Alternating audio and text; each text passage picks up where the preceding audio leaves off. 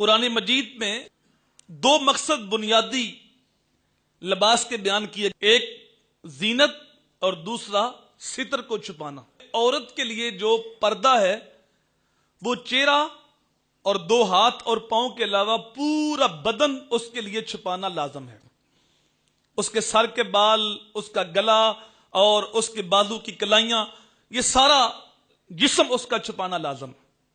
اور مرد کا جو ستر ہے وہ ناف سے لے کے گھٹنوں تک، یعنی مرد کو بھی پردے کی تلقین ہے اور عورت کو بھی پردے کی تلقین ہے، لیکن پردے کی جو جگہ ہیں وہ مختلف ہیں۔ مرد کے لیے اتنا حصہ چھپانا واجب ہے، ناف سے لے کر گھٹنوں تک، اس کو ظاہر نہ کرے، اور عورت کا پورا بدن پردہ سوائے چہرے کے اور ہاتھ اور پاؤں کے۔ اور وہ بھی جب آیت کریمہ نازل ہوئی کہ جب عورتوں کو کہا گیا کہ ایک چادر کا حصہ اپنے چہرے کے اوپر بھی اوڑھ لیا کریں، تو صحابی کہتے ہیں جب انصار کی عورتیں گھر سے باہر نکلتی تھی تو اپنی کالی چادریں اس طرح چہروں پہ لپیٹتی تھی، سر پہ لپیٹتی تھی، دور سے لگتا جس طرح ان کے سروں کے اوپر کالے کوے بیٹھے ہوئے، یعنی بالکل وہ پردے کی حفاظت کرتی تھی۔ تو ایسا لباس جو بالکل چست ہوتا ہے، تنگ لباس جس سے عورت کے چھپانے کی چیزیں ظاہر ہو جائیں، تو ایسا لباس پہننا شرعاً جائز نہیں۔ اسی طرح مرد کے لیے بھی وہ لباس جس سے اس کی ستر کی چیزیں چھپتی نہیں ہیں بلکہ ظاہر رہتی ہیں، تو ایسا لباس پہننا مرد کے لیے بھی جائز نہیں ہے۔ آج کل جو لباس آ رہے ہیں وہ مرد کے ہیں یا عورت کے، بہت چست لباس ہیں، اور خواتین کے لباس جو ہیں وہ تو بالکل سمٹتے جا رہے ہیں۔ تو یہ قرب قیامت کی علامات میں سے ایک علامت ہے کہ حیا اٹھ جائے گا۔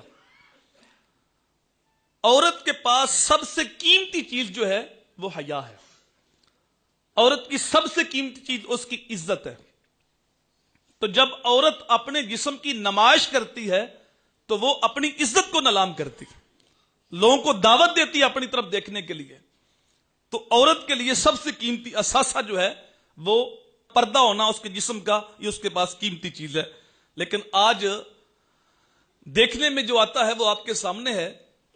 مرد کا جو لباس ہے وہ بالکل پورا ہوتا ہے، یعنی مرد اگر ناف سے اوپر کپڑا نہیں، پنڈلیوں کے نیچے کپڑا نہیں تو اسلام اس کی گرفت نہیں کرتا، لیکن مرد کا یہ بٹن بھی بند ہوتا ہے اور بازو بھی پورے ہوتے ہیں اس کے، اور اس کی شلوار کا جو کپڑا ہے وہ ٹخنوں سے بھی نیچے ہوتا ہے۔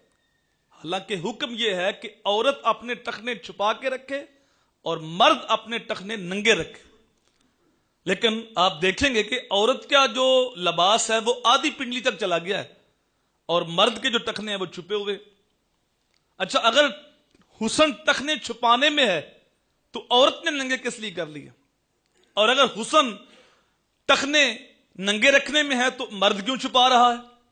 جیسے اللہ اس کے رسول کے ساتھ ہماری کو ضد ہے، تو مرد کو جو حکم تھا وہ تھا ٹخنے ننگے رکھے، عورت کو حکم تھا اپنے ٹخنے چھپا کے رکھے، لیکن یہاں معاملہ برعکس ہے۔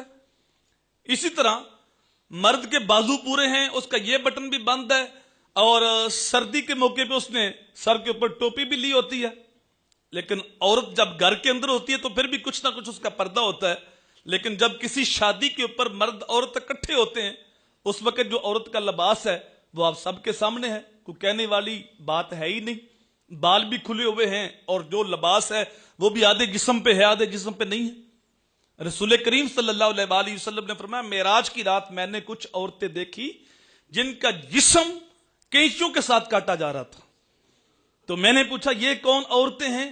تو کہا یہ اپنا جسم غیر مردوں سے چھپاتی نہیں تھی، یعنی جسم کے وہ اعضاء جن کو چھپانا لازم تھا ان کو مردوں پہ ظاہر کرتی تھی۔ اور حضور نے فرمایا میں نے کچھ ایسی عورتیں بھی دیکھی جو سر کے بالوں کے ساتھ لٹکی ہوئی اور ان کا دماغ ایسے ابلتا جس طرح ہانڈی ابلتی۔ تو میں نے پوچھا یہ کون عورتیں ہیں؟ کہا یہ اپنے بال غیر مردوں سے چھپاتی نہیں تھی۔ یہ آج ان کو یہ سزا دی جا رہی ہے۔ تو مرد کو بھی پردے کا حکم ہے، عورت کو بھی پردے کا حکم ہے۔ تو جس طرح بات کے اندر حیا ہے اسی طرح لباس کے اندر بھی حیا ہے۔